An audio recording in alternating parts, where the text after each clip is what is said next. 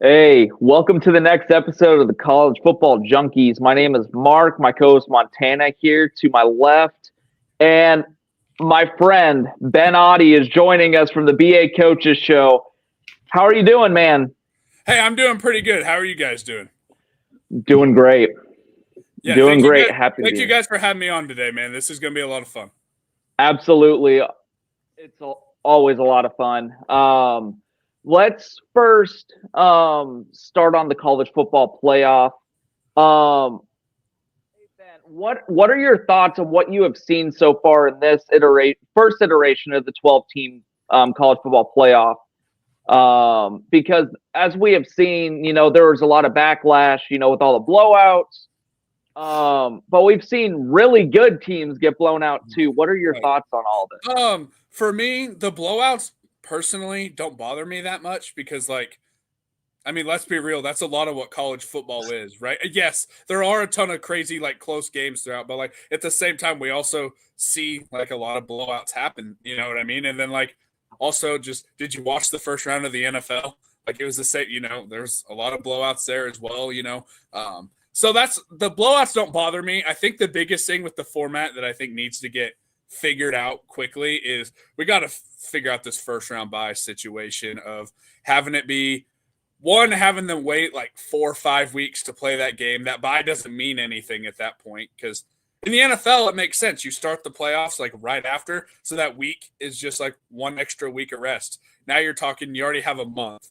And then I think we got to get figured out all right, there's these 3 and 4 seeds. The conference champions can't just get automatic buys. I am all for 1,000% them getting in the play. I do truly believe they need to be in the playoff.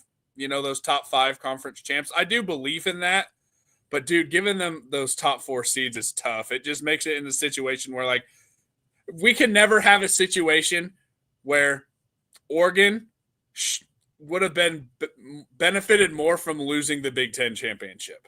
That's a huge freaking issue. We cannot be incentivizing teams.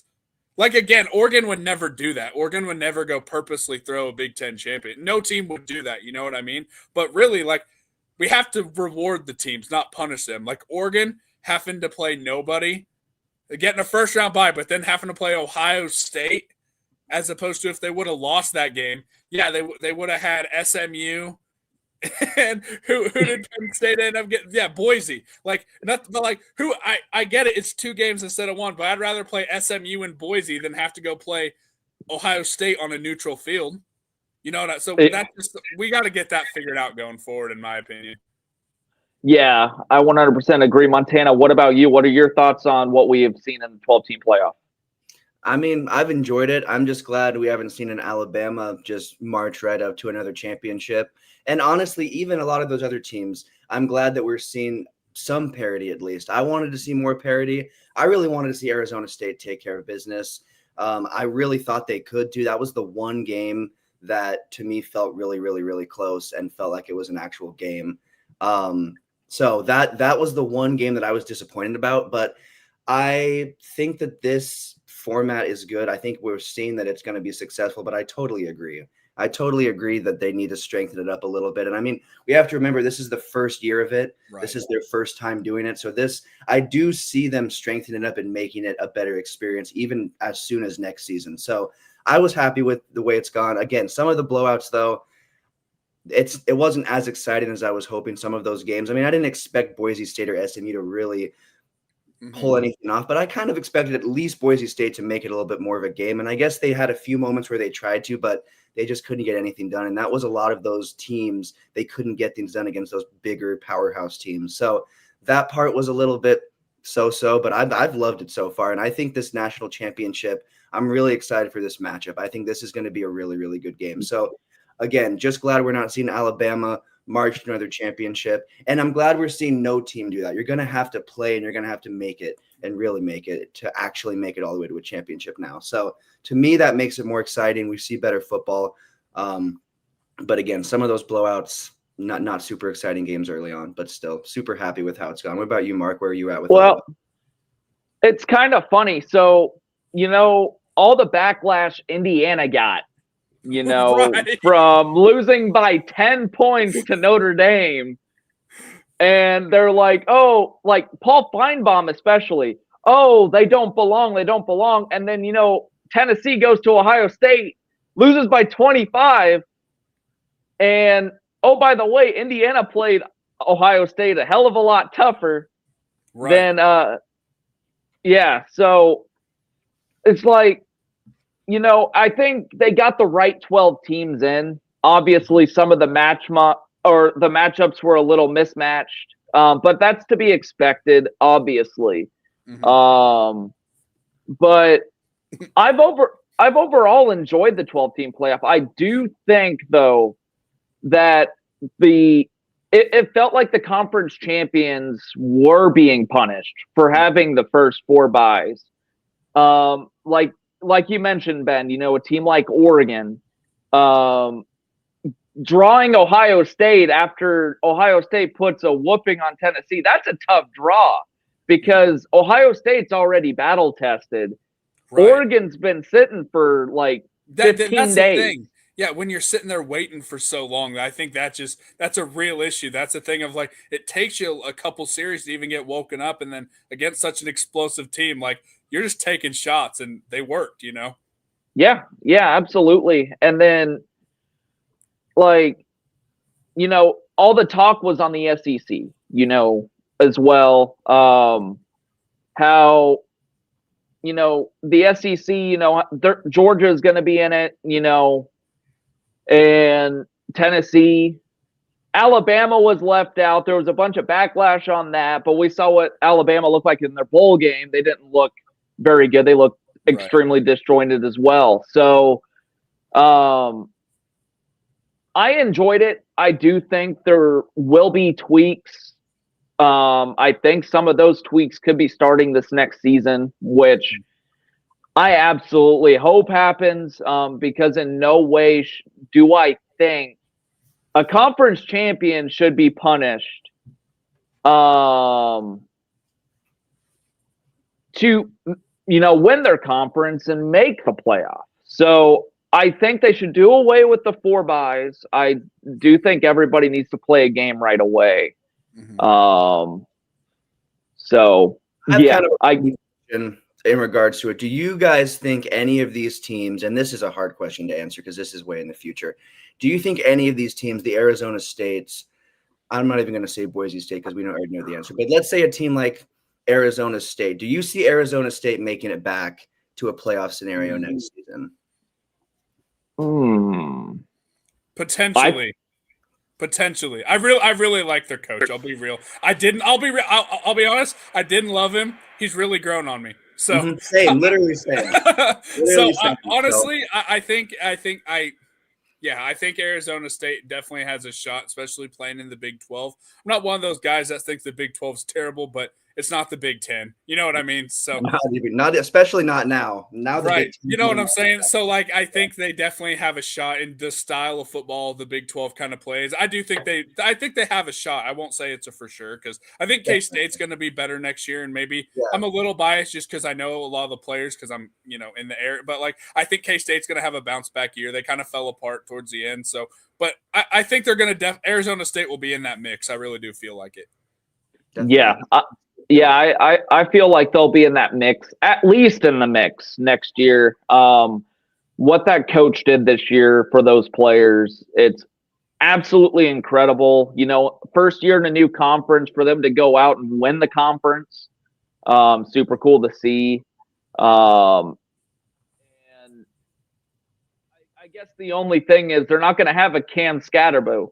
Right. As I was like talking, I was thinking about that in the back of my head, but I was like, no, I'm already bought into this take. I'm going with it. But but I was thinking about that like halfway through my answer. Yeah. They won't have a Heisman contender in Cam Scatterbo next year. But yeah, the dude was insane. I mean, he practically carried his team against Texas in their playoff game, and they almost pulled it off. Yeah, insane performance by him. He just kept going. That I thought he was going to pull. I thought they were going to pull it off, but I thought he was going to be the reason they were going to pull it off. I really did. I thought they had it, but maybe next year. Yeah, Not him, absolutely.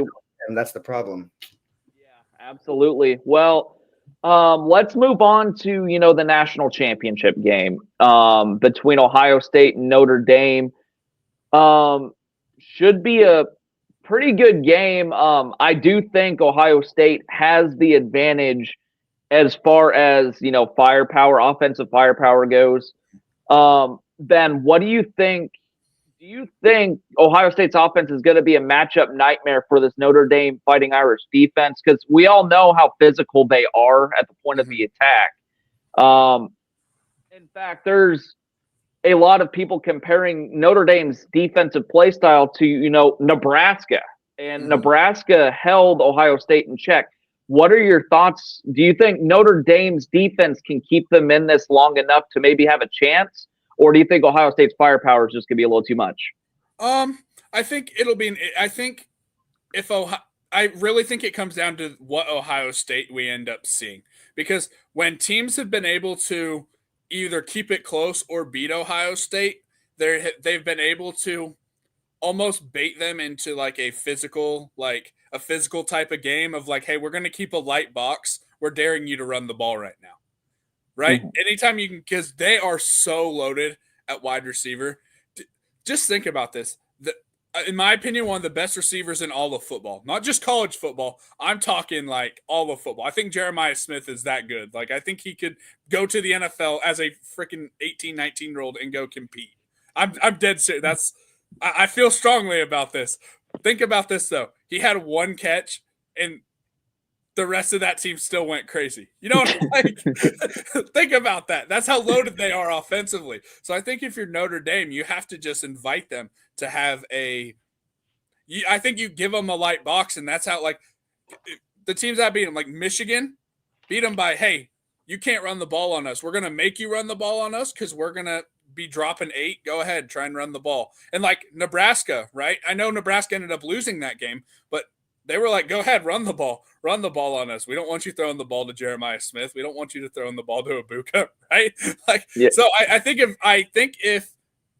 obviously that'll be the game plan going in. But then we saw Oregon tried to do that as well, and Ohio State was honestly just like, no, we're using our guys. Like, you know what I mean? So I think it'll depend on the game plan that we see. I do think Ohio State, I do think that them losing that Michigan game the way they did may have been good for them in this 12-team playoff. Obviously, if it was a 4-team, it killed their chances. But now that we're in a 12-team and they were going to get in, I think they learned a lot from that game because, like you saw, Oregon tried to implement a similar game plan of making them run the ball in Ohio, and Chip Kelly and Ryan Day no, that's not our game plan today. We're getting the ball to our playmakers, and I think that's a big difference. So I'm leaning Ohio State in this one just because of how loaded offensively they are. But I do think Notre Dame can keep them in this game.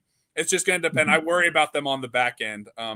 They have a good secondary, but dude, Ohio State is just Ohio State, man. Oh my gosh. Yeah, that you're not wrong, man. Montana, what are your thoughts on this national championship matchup?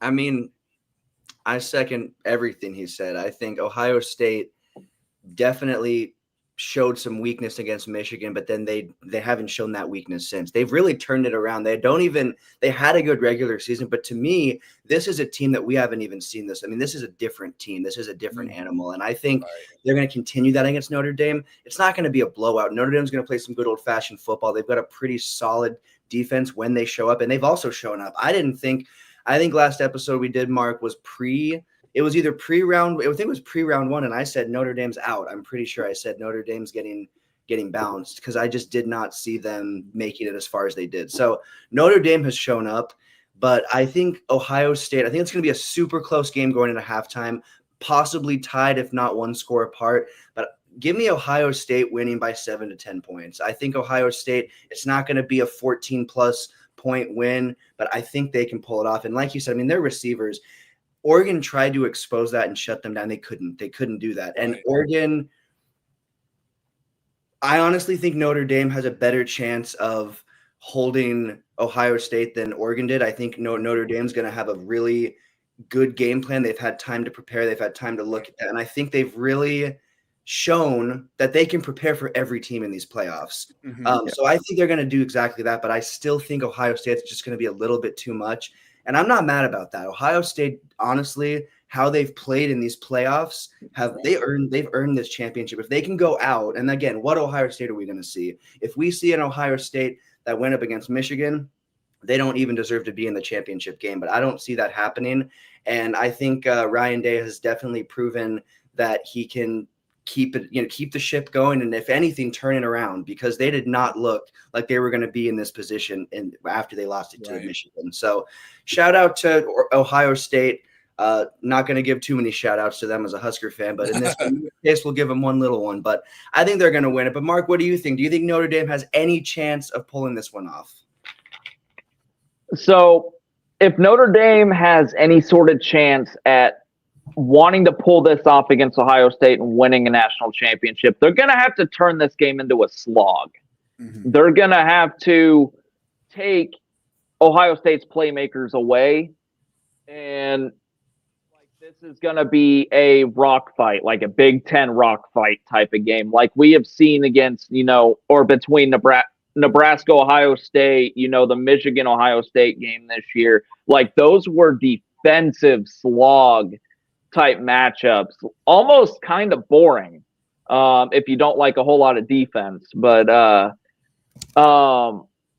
honestly don't think Notre Dame's secondary is going to do a whole lot against Jeremiah Smith, against Emeka Egbuka. Like I think those guys are honestly next level. And I've got Ohio State by 10 points. I think Ohio State's going to find a way to hit a couple of big pass plays to get ahead. I think Ohio State's defense is just that good to kind of hold Notre Dame at bay. I've got Ohio State. I'll do it by 11, 28-17. I think it's going to be slightly lower scoring. I think Notre Dame will do a good job at limiting some things Ohio State wants to do, but I do think Chip Kelly is a phenomenal play caller. I do think he's going to dial up a couple of things that surprise people.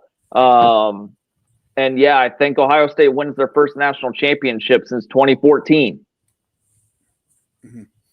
Yeah, I'm honestly. I'm excited for this matchup. It's going to be interesting to see, what does Notre Dame do? Right. What do they come up with to contain Ohio State's attack? Because Ohio State's attack to this point has been absolutely unstoppable in the playoff. I mean, Oregon, their defense is physical. They couldn't do anything. Tennessee, not quite as physical, but they've got a lot of athletes in the back end. They couldn't stop Ohio State's attack. So Notre Dame is more of a physical, they have a more physical front seven, but do they have the secondary to contain the wide receivers of Ohio State? That's the big key there, and it'll be interesting to watch. Right. As the game goes on, like what does Notre Dame do to adjust to what Ohio State wants to do? Because if they don't adjust, it could get ugly pretty quick. But I think Notre Dame's Coach Freeman is phenomenal. He's done a great job with that team. He's done a way better job than Brian Kelly ever did at Notre Dame. And he's more respectable. He's a much more respectable guy. So I don't think he's going to let this game get away. But it'll just be interesting to see what Notre Dame's game plan is going forward as we get into this game on Monday night. Yeah, no, I agree. I think I'm very excited for this game, 100%, like you said. Yeah, I'm 100% excited. Yeah, it'll be a good one. Yeah. So to everybody watching or listening, we're going to transition over to more of a Husker-heavy segment now. Now that it's the off season, we're all gearing toward 2025. There's been some pretty big news coming out of Lincoln as of late, as far as, transfers coming in, but also players returning. Mhm. And we got a big one yesterday. Deshaun Singleton is going to be back. Ben, what are your thoughts on Deshaun coming back? I really like it that he's coming back for one more year. What are your takes on it? Oh, I think that is really big. Transitioning with the new defensive coordinator, like even if things stay somewhat the same scheme wise, things are still going to change up having a new defensive coordinator, right? Even if it's an in-house guy. So having as much continuity and returning experience, I think, is a big deal, and especially a guy of Deshaun Singleton's caliber, right? Like he's a stud. So I think anytime you can get a player like him to stay for another year, it's a big deal. But especially transitioning with a new DC, I think that's a really big thing to have that experience on that back end, and I think that that can help shore some things up. No, I don't think they had a bad year necessarily, you know what I mean? But just like, hey, getting that piece to continue to expand and get better, I think that'll be a really big thing. So I think that's a big get for us to be able to keep him in house. I think it's honestly that might be more impactful than most of the defensive transfers, just because it's like, hey, we already have a guy that's been in here and has shown that he can do it. You know what I mean? So having him come back is, for continuity reasons, I think is a big deal. Absolutely huge deal. And, it gives him a year to build up his draft stock for next year. Hopefully he could stay healthy for a full season. I would absolutely love it if he stayed healthy. Because I do think he has all the tools to be an all Big Ten type player on defense. He can absolutely make a major impact when it comes to Nebraska's defense and, wrecking plays for other people. So, yeah, I'm pretty excited that he's coming back. Montana, what are your thoughts on Deshaun Singleton returning? I'm just glad we have a little consistency going forward. I think we need that, especially on the defensive side, because obviously the offense is a whole different beast, and there was a lot of inconsistency on that side of the ball this season. But the defense, for me, especially being a Big Ten team, defense is everything. Even with Oregon, USC, these offensive teams joining, it's been proven to those teams that it's still a defensive conference. And so to have that defensive consistency, and like the dude is a star. Dude could definitely be all conference. Dude could have, if he stays healthy, I honestly think he's coming back because he knows he's able to accomplish all of that. And I think the jump we're going to see the Huskers make is extensive enough that it's worth coming back. I mean, it's like in I don't know if the new NCAA football game has, but the old one, players would tell you they were leaving and you could convince them to come back, like, oh, we're going to win a championship. I bet that's what he's hearing, like, we're going to go to the conference championship. I bet there's a vision there. There's definitely a vision there and a reason he came back. And Mark, you said build up his draft stock. He could be a really high sought after player with another healthy season. So I'm hype. Let's go.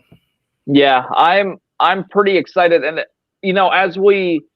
as we all know, 2025 is going to be huge for Matt Rule and this team. It is. I mean, he wouldn't have made the moves that he did if he didn't think that they, could win, this next year. I honestly think they can.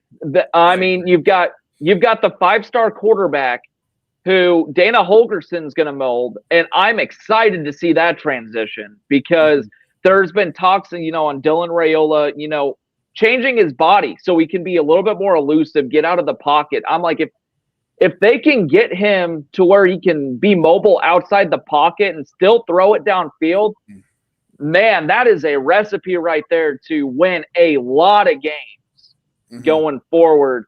Going into 2025, what are some of your concerns? And what are some of the things that you look at and it's like, oh, that could actually be a good thing for Nebraska in 2025? What are your thoughts, Ben?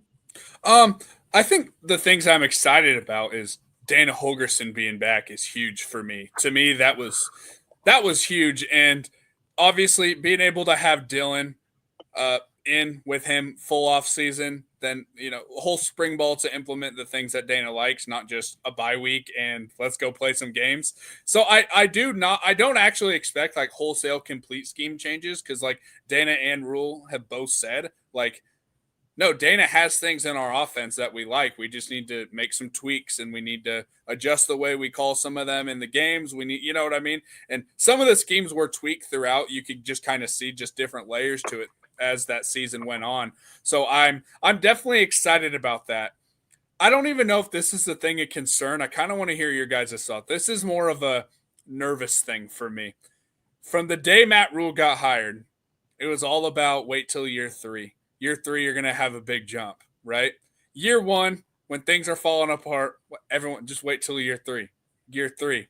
Then in year 2, when things aren't going good, it's always, hey, there's going to be a big jump next year. And I don't know about you guys. I'm a little just nervous for next year, because I feel like there's been a lot of pressure on that of like, hey, like, even if we're good enough to be winning a bunch of these games, like we can't, next year's a year we can't afford to lose games. Like we can't afford a UCLA game this year where we're supposed to win and we lay an egg. We can't come out flat with the home crowd. You know, like we just can't come out and lose those games. So the reason I'm just a little bit nervous is just like, I know how crazy it got this year, but everyone has always said just like, wait till year 3, wait till year 3. What if we have, I'm nervous that if we have a 9-win caliber team, but we drop a couple games we're not supposed to and end up with 7 wins again, it's going to be tough to swallow. So I just that was kind of a thought that I know you said concern, but I don't know if it's necessarily a concern, but I'm nervous going into it just because we've always talked about year 3, year 3, year 3. Well, guys, here in about 6-7 months, year 3 is about to be here. Oh, yeah. That makes me a little nervous. Just, I don't know. Yeah, like you think about it. Yeah, football season's really not all that far away. Mm-hmm. Even though it just got over, it's going to be here before we know it. Do you have any position groups that you're concerned with? Because it looks like we've got a bunch of good young talent in all these rooms. Right. Concern, I'd say I'm a little nervous about the offensive line. I'll be real with you. Maybe I feel we are losing some studs there with a ton of experience. And for me, whether it's high school, college, or honestly, a large chunk the NFL too, I feel like having experience there is a big key. Being able to have guys that know the calls, be able to make adjustments on the fly. There's, if you got a guy that's played 3-4 years in the Big Ten, there is absolutely nothing a defensive front can throw at you that's going to completely catch you off guard. You've seen it all for the most part going throughout, 2-3 years. You've played a lot of these teams. And even if you haven't played the team, it's like, hey, this is the exact same thing that Ohio State ran against us a year ago. Like you can kind of see a lot of that. So I don't know. I'm a little bit nervous about that. I know we brought in Elijah Pritchett from Alabama. I think he could be really good. I just feel just uneasy about that offensive line group, and it's not even necessarily the guys in there, like the guys we're bringing back. It's not even necessarily a big shot against them. I think Ben Hart's a dude. I think Ben Scott being a stud at center, like that's a big deal for me. I just feel like having a stud tackle and a stud center are big deals. So I think losing those guys, that does make me a little bit nervous. Just because, again, like we said, like next year is a year that we're supposed to be going to compete. We're supposed to be going and winning some of these games. And for me, I feel like I know I'm pretty young, but I'm still in the old school approach as a coach and as a fan of like, hey, games are still won and lost in the trenches. Like I really do believe that. So it gives me some uneasiness just not knowing fully what to expect from that offensive line group when we're supposed to be out there going to compete. So that's just kind of a little uneasiness, I guess. Yeah, 100% agree. Montana, what are your thoughts? Well, I mean, positives, I am extremely excited about who we have on the coaching staff. I think this is the coaching staff we've needed. We've really bounced around. And honestly, it's been a while since I've been happy with the coaching staff. I was honestly not even as much into football the last time I can remember being happy with the coaching staff, and that would be Bo Pelini's and his staff. Right. I thought that was, other than some behind-the-scenes stuff going on with some of them, that staff The Right. respect they had and the caliber, it was different. We haven't seen that since. So I think this staff is going to be on par and even above that. And I think we're going to see that right away. So I'm super, super excited. Really excited about the recruiting class we have and really excited about the players that we're having that are coming back. I think low key, the recruiting class, I think Rule is going to end up turning us into a top recruiting school. I think he's already showing that he's doing that. So I think one thing that Rule and his staff are really good at, that I'm not going to say no one's talking about, but I don't think it's acknowledged enough as much as it will be, is his recruiting. I think they've done a really, really, really good job, and he's building a group of his guys. We're not Right. And I think, is this the first year of all his guys, or was last year the first year? I think this will be his first year with mainly his guys. There's still a couple of players returning from the previous regime. But It's great to have those players return too, to have that. The one thing I'm worried about, first 8 games, I wouldn't be shocked if we go 8-0 looking at that schedule. Dude. I'm concerned about the 4. I'm concerned about USC, UCLA, Penn State, and then Iowa, because you get pretty comfy if you go 8-0. Is there a chance we could drop a few of those games, like a Michigan, like a Michigan State? There's a few of those, but I really think we're going to be on fire, and the first game of the season, it's at Arrowhead, correct? Yes, it's at Arrowhead. Imagine starting with a win, especially a multi-touchdown win against Cincinnati. You're going to be hot after that. So I will be insufferable. Hey, you guys are trying to go. I got a friend that has some tickets. So hey, let's go. I live like Arrowhead's the closest football stadium to me. Like let's go. It'd be a further drive for me to drive to KU. So I'm not that far from Arrowhead, man. Let's make it happen. But seriously, be a game. But again, I'm worried about those last 4. The reason we shouldn't be worried about UCLA and USC, but both of those teams are going to, in my personal opinion, just like I think we are going to be improved, I also think they are going to be improved and have a better season. And their Big Ten season is going to be they're going to be a lot comfier. They were really uncomfortable this season being in the Big Ten, you could tell. I think some of that goes away year 2 for any team, but especially a team that is meshing and figuring it out. And I think they definitely showed that they're kind of towards the end started to figure it out. So UCLA and USC, we should be able to beat both of them, but I'm a little bit concerned. Penn State, I mean, that team is still going to be scary next season without a doubt. They're going to be – I can see them back in the 12-team talk for sure. I mean, I know it's not even the end of this season yet, but I can see them back in it next season. And then Iowa. Iowa's always – it is in Lincoln this next season. So that makes that a lot different. You know, that environment can change the game, but we've still lost plenty of games to them in Memorial. So hopefully this is not that scenario. But yeah, the only thing I'm really worried about, other than a few position things, is those last 4 games. I think we could get too comfortable if we're 8-0. I think we could get too comfortable if we're 7-1. So I think for me, I just want to see us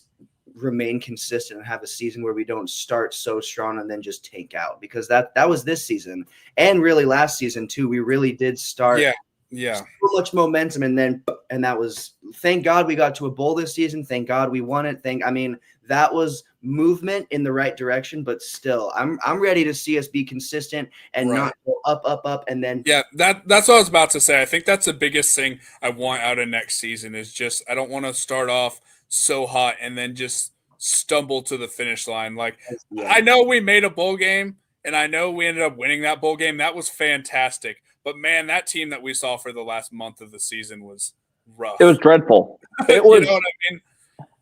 It was absolutely dreadful. And, you know, it wasn't just, you know, last year's team or the team 2 years ago or 3 years ago.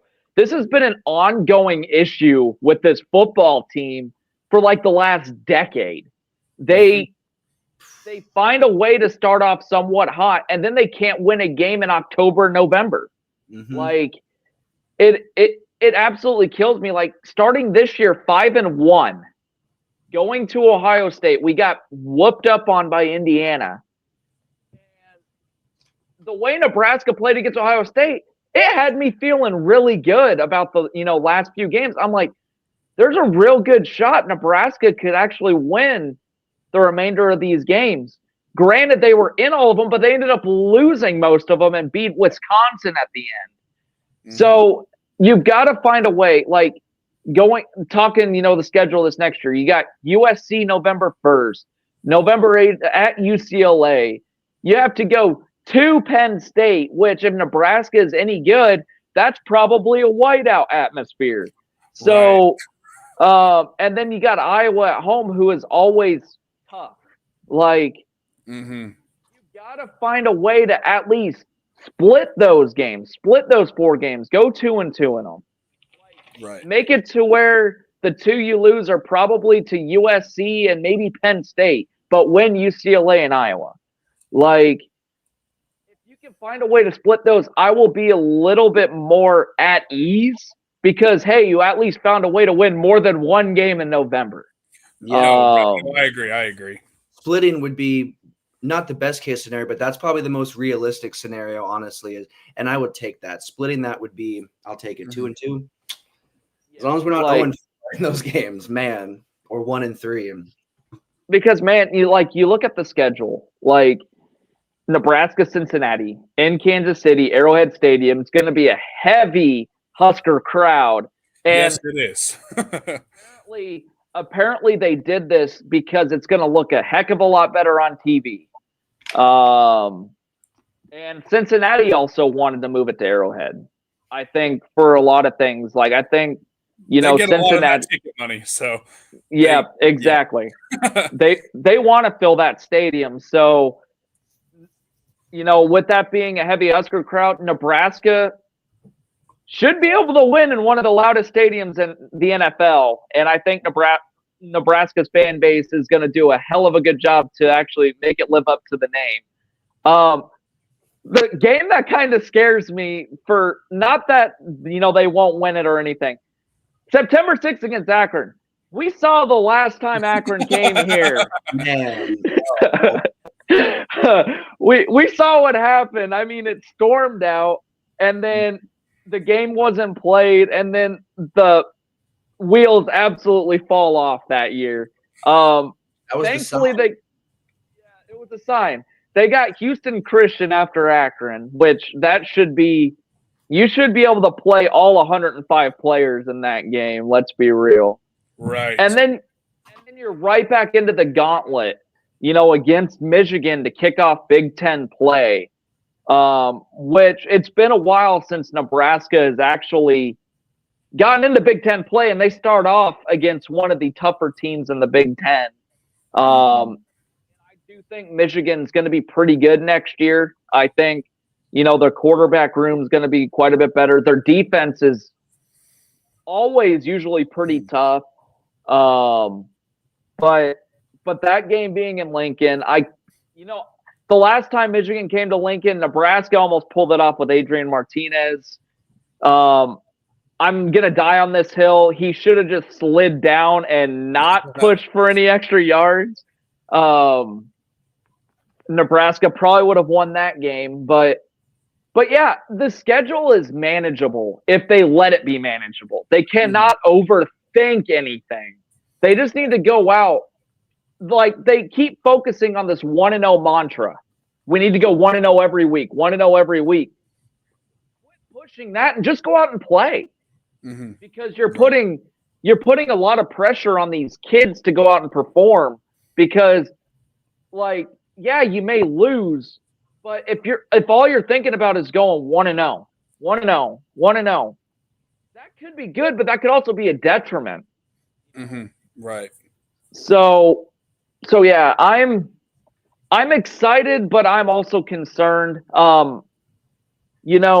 The offensive line group you were talking about it, Ben. Losing Ben Scott,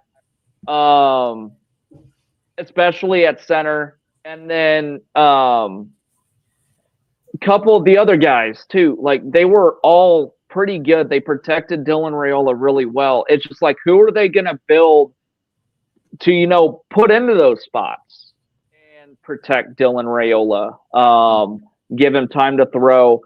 I do like, Elijah Pritchett. There's, I've been listening to 1620 Zone, and they're talking about this guy. And it's like, he wasn't great at Alabama, but he is the former 5-star. He does have all the tools. He can develop into a good player. But the concern is, some of his off the field antics. He has a couple of misdemeanors on his record. So it's like, is he going to do something that's going to be a detriment to Nebraska, or is Matt Rule and the staff, are they going to mold him into an all Big Ten type player, which he's got the body type. He's got the mold to be an all Big Ten player too. And Gunnar Gatua, he looked really good in the bowl game, and I am super excited for him. He's another guy with a lot of the tools. You got Teddy Prohaska, who I think has all the tools if he could stay healthy. So I think the offensive line definitely is the primary concern for Nebraska's team in 2025. I do think there's a lot of right to be pretty excited for this next year, especially when talk about offense. Dana Holgerson calling the offensive plays. You got, like I alluded to earlier, you got the 5-star quarterback, coming back for a sophomore year. We've seen good quarterbacks take a pretty good jump their sophomore year. Right. And you've got a lot of weapons coming in too. Like, they've totally revamped that wide receiver room. Yeah. I want to hear your takes on the wide receiver room primarily, man. What are your thoughts on the wide receiver room that they've totally revamped, outside of, Dane Key is getting him is huge. I think Dane Key is going to be an absolute stud.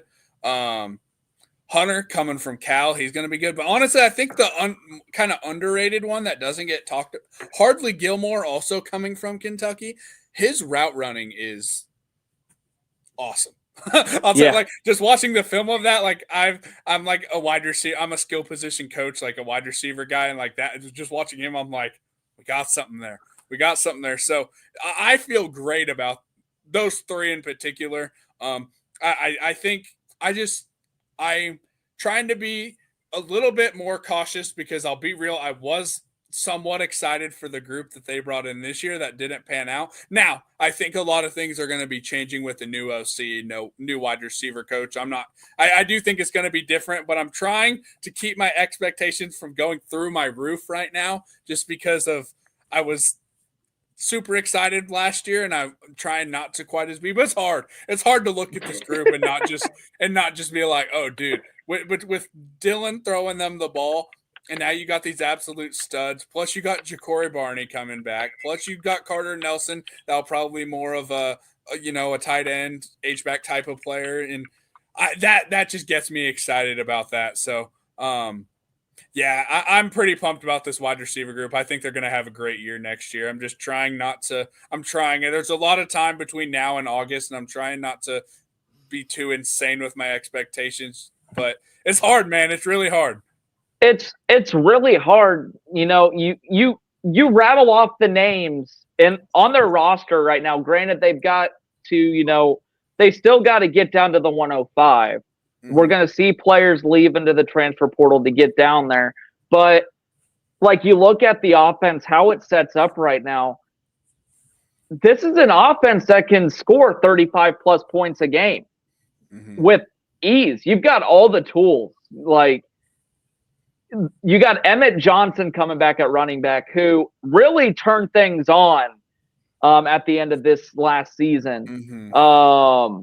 And a totally revamped wide receiver room, and you've got good talent on the offensive line. Some of it's unproven still, but you've still got a lot of good talent in there. Like, Grant Bricks is a guy that I'm excited for them to get going. He was one of the number one. I think he was the number one offensive tackle in Iowa. He was. So I'm excited to see some of that young talent get brought up and develop, because they've got something there. I'm like, if they can get all the pieces to come together, this is an offense that's going to score a lot on a lot of teams. They could they could run up and down the field with almost anybody if this all comes together. They've got that much talent. And the gap between, say 5 years ago, the gap between a team like Nebraska and Ohio State was huge. Mm-hmm. And like in terms of monetary gap, there is still a little bit of a gap there. But I think overall talent, that gap is kind of closed a little bit. We saw, their performance in Columbus. I don't think that was a fluke. I think they're figuring things out. And I think we're going to see a lot less of those blowout games between, the Ohio States, the Penn States. I think they're going to be a lot more competitive. I think Nebraska has a shot to win a lot of those games too. They're going to at least give themselves a shot. But I guess one thing I forgot to mention is, the special teams side of things. Yeah. Coach Foley is out. There have been a couple of names mentioned.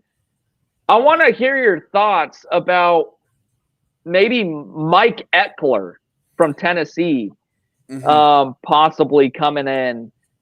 He's currently the special teams coordinator at Tennessee. And I believe he was at Nebraska before too. So no, he was. I think maybe it's a possibility. I just feel like if that, I'm trying to figure out. I think there is a plan in place. I'm just trying to figure out why it's not there yet. You know what I mean? Like how we're not there, like how we don't have a guy announced. And I don't, maybe there's reason. I feel like some of the other hires were like super quick. You know what I mean? So I'm kind of like Braden is still coaching with the Chiefs, but we already know he's going to be here, right? So I'm just trying to figure out. I'm trying to figure out what that is. I would love it if it was Eckler, but I don't know if that's going to happen because I feel like he would also want to, if he was leaving, he'd want to get here and get out of Tennessee. Not like get out of Tennessee like a bad thing, but like why would you be preparing for your off season there and recruiting there and getting all that scheme stuff figured out? So I'm not sure. I'm really interested to see what happens with special teams next year. I'll tell you guys, I'm not like the biggest special teams like coach in the world. Like, I'm just, it's not really my expertise really. I've coached a little bit of it, but it's just not, but I have a pretty good friend of mine who I'm not going to throw his name out there, but he is a Division I special teams coordinator, right? Yeah. I sent him several clips of this season and just being like, hey man, help me figure out what the hell's going on. If I was a high school level special teams coordinator, and it's not just like, oh, missing kicks. It's like, no, having no situational awareness, not knowing anything. Dude, you're in punt coverage and you have guys running through the back of the end zone like it's a kickoff instead of downing the ball so it rolls into the end zone for a touchback. Like, if I was doing that stuff as a high school coach in small town Kansas, I'd have to answer to my head coach some pretty tough questions. I'll be like, hey, man, what are you doing? So when it comes to that type of stuff, it's like, and I will say, I think Ed Foley is a great guy. I know there's been talk of him staying on the staff and not necessarily in a coaching role, but like a behind the, I'm actually 100% for that. I think Ed Foley has a role that should be I think having him in your program is a good thing. I'm not sure if him being there is, you know what I mean? So I think we're going to get a good guy, but to me, I don't even necessarily need a big name guy. I don't care about that. I want a guy that's going to come in and preach the fundamentals. Yep. Fundamentals and discipline was a big thing that was lacking all around this year, whether that was Ed Foley's fault, whether that was just his message not reaching, whatever. I need a guy that's going to come in and make that discipline super strong, because I think that was the biggest thing they were lacking this year. So I know that doesn't a ton answer your question, but it's just like, I don't even necessarily care about the name. I just want a guy that's going to be able to come in here and like, it's, to me, I talked to this D1 special teams coordinator, and I sent him a big long text, and he sent me a big thing back that said, when it comes to college special teams, it comes down to fundamentals, focus, and discipline. That's all it comes down to. So that's, everything that has gone on with that unit pretty much this whole team in general, but especially with special teams the last several years, it's all between the ears. There's some sort of disconnect, whether it be like you were alluding to, the message, not coming across completely to the players. And I mean, all this stuff, that we saw this year when it came to missing kicks, it was just simple fundamental stuff that they were missing out on. Yeah. Like the snap. There is no reason why a snap should be on the ground. Because that throws off timing. And like, there's no reason why you can't point the laces out. It's all fundamental. Or, we're talking about all that stuff. The blocked punt against Boston College in the bowl game, which pretty much it almost destroyed the game for Nebraska. So, like, whatever's going on, you need to get someone in there to actually get their message across. And I think that's going to pay dividends. I mean, we saw John Hull really come into his own at the end of the year. He actually finished pretty hot. Right. And he's got all the intangibles to be a damn good kicker in the Big Ten. So I'm not hoping for the biggest name, but like you said, someone who can preach fundamentals the right way, and hopefully we can have at least an average special teams. Like, right. Like, it's been a while since Nebraska has had an average special teams. I want to hear your thoughts, Montana. What are your thoughts on this whole situation, with Dan Foley being out of the fold at special teams? I mean, I think it's necessary. We saw some inconsistency, and I think that was probably the area where we saw it the most, but where it almost messed us up. Like you said in the bowl game, it almost cost us the game. And there were times where certain decisions and certain things possibly cost us moments and cost us games. So, and we've seen that. You said not just this season, this goes beyond. This has been a problem for years. This has been a problem for about a decade with inconsistencies across the board for coaching staff. So I shout out to Rule for making the hard decisions and trying to win, because if he just was sitting with the same people and losing the same ways and making the same mistakes, then people would rightfully question his leadership. So I like that. And Foley, having him around, like you said, it's great. Having that presence, but coaching and having that position and having that responsibility, I don't think so. So I'm with you guys, but I'm also with you on just getting the right person. The name doesn't really matter, because people were so hung up on Frost, that name. Look how that went. Let's just get someone that's going to bring us consistency, that knows the position, that knows how to motivate the guys, and we'll get the job done. So, and I think Rule's the dude to find that guy. So I think that although it's not been announced, decided, maybe, who knows, maybe there's more traction than we know. So we got a little we got a little last second go Irish. I don't know.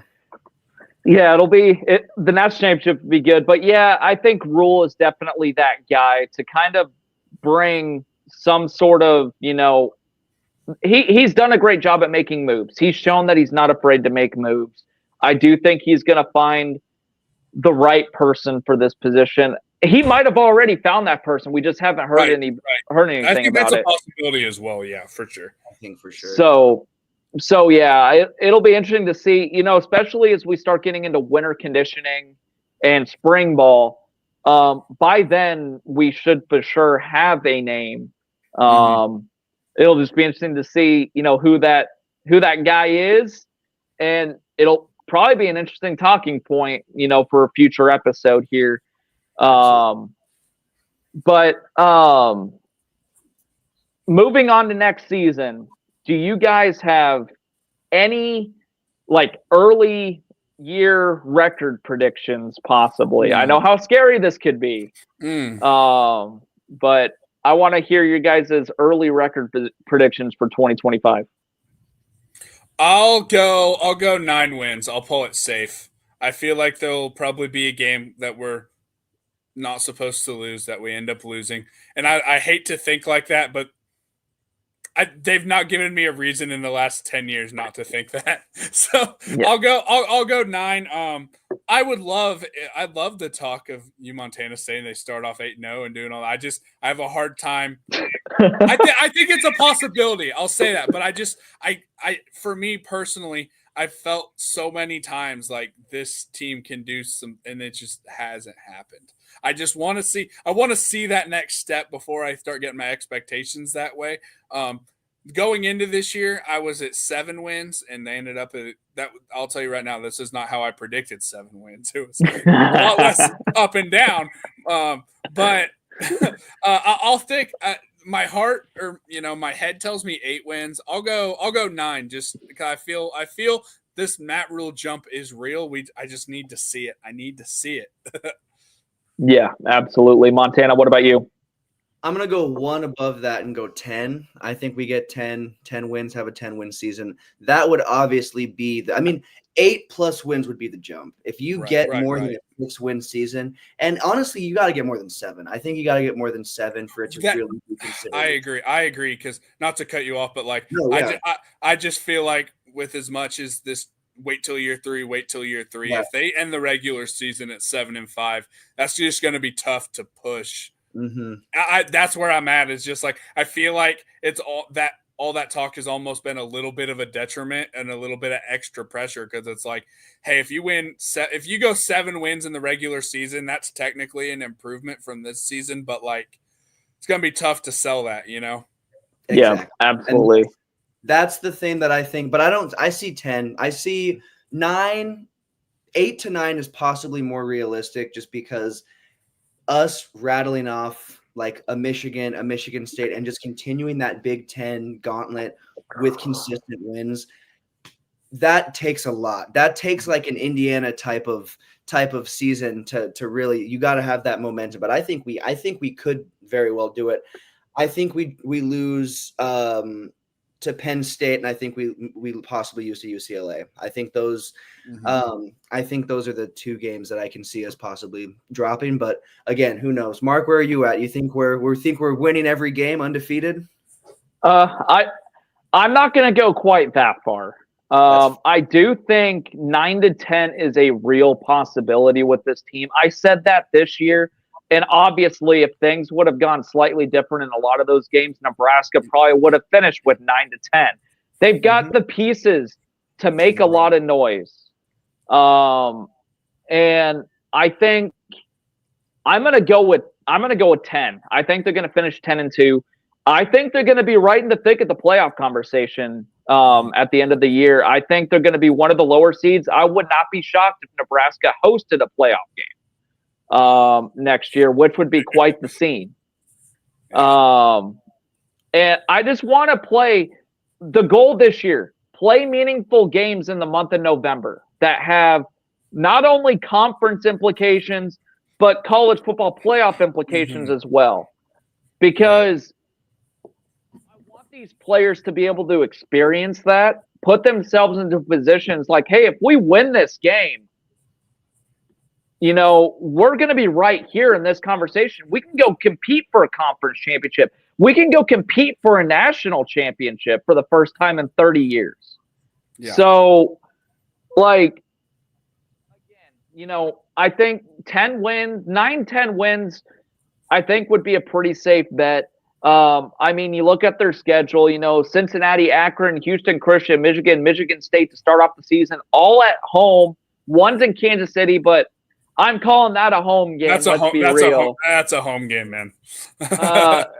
We're calling that a home game. You got 5 wins possibly there. I think the home atmosphere is going to really help against Michigan and Michigan State. You go to Maryland. Maryland has a couple of offensive pieces that are pretty tough to stop. They have a good wide receiver core. Mm-hmm. But their defense isn't great. The last time Nebraska went to Maryland, we whooped up on them 56-7. They should be able to take care of business. Minnesota is really a key game here. Minnesota is really tough. PJ Fleck has them rolling pretty good right now. I wouldn't be shocked if Nebraska dropped that game potentially. I do think Minnesota is going to be much, much improved this next year. But I wouldn't be shocked if Nebraska pulled that off either, because I think as far as talent advantage goes, Nebraska owns the talent advantage over Minnesota. You play Northwestern at home. You play USC at home, which I think is going to help you out bunches. And then you have to go to Pasadena and Penn State. Granted, there's a bye week in between, but it's back-to-back games. You're going on the road. UCLA is not as tough of an environment to deal with as Penn State, but it could be a pretty sleepy atmosphere, a game where you're going to have to bring your own energy. Penn State needs no introduction, and then you play Iowa at home. The schedule is extremely manageable. You just need to get rid of the ideas in your head, I don't want to make a mistake. Don't have those thoughts in your head. Don't overthink things. Just go out and play.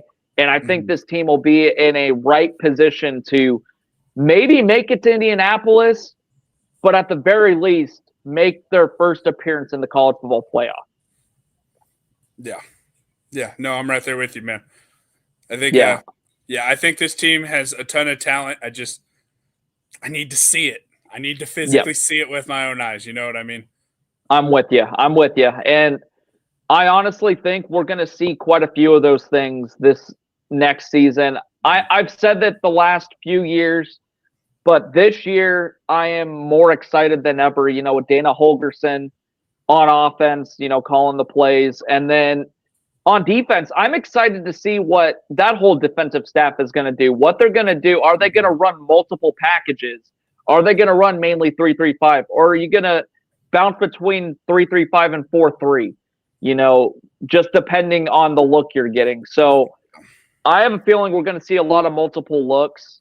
I'm excited for the players we're getting. But yeah, it just all needs to come full circle now. That's what we're all waiting for.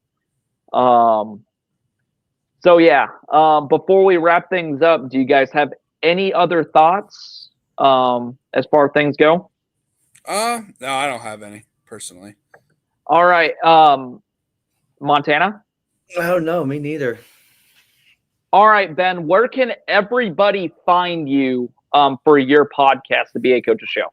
If you go to any social media platform and type in at The BA Coaches Show, as you can kind of see on the screen, or if you're listening just at The BA Coaches Show, if you go to YouTube, The BA Coaches Show has had a little bit of a break. Within the next 7 days, there will be more episodes coming out, and then we're just going to start pumping out content with a whole bunch of other guests, so it's not just me rambling. During the season, I like to do a lot of film breakdown and just game recaps kind of by myself, but in the off season, I have a lot of fun just talking to a bunch of different people. I hate to do this live, put you guys on the spot, but I'd love to have you guys on sometime if you guys have any interest in coming and talking ball. It's a lot of fun. So if you guys have interest, I'm definitely down. But if you go to any social media platform at the BA Coaches Show, RIP TikTok, I think, but I'm even on there. So, if that's still around at any point, you can go check me out there. But any social media platform at the BA Coaches Show, you can find me. Awesome. And we would love to join you on your show, man. I've always enjoyed listening to your stuff. I'm glad you are able to join us today to do this. This has been a lot of fun, and I've been wanting to ask you to come onto the show for a while. It just so worked out this time, and hopefully we have you on more episodes down the road. Yeah. Oh yeah, definitely. Just let me know. This has been a lot of fun. I definitely really appreciate you guys having me on. Yeah, thanks for coming on. Been great. Absolutely. And as always, to all of our viewers and listeners, we thank you all for listening. And like Ben said, go follow him on his socials at the BA Coaches Show. He's got a good show going. So yeah, show him all the love, and hope you guys have had a good start to the new year so far, and we will see you guys